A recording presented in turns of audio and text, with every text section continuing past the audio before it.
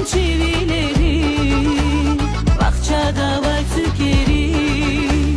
damak yavun lezgi ruş, nur yatavun veteri, ök yavun çivileri, bahçada var tükeri, damak yavun lezgi ruş, rikizçimi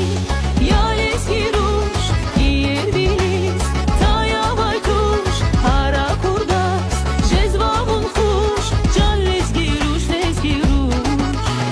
rikizçimi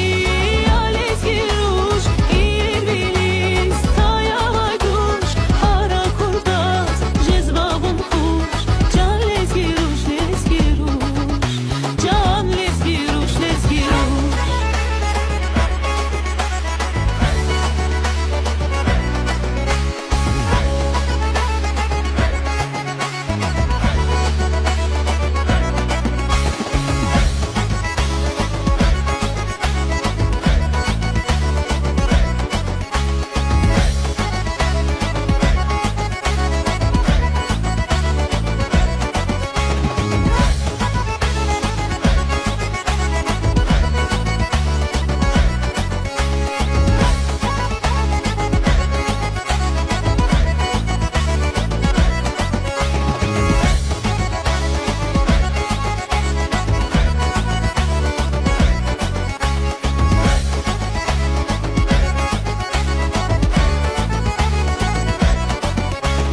rikizçimi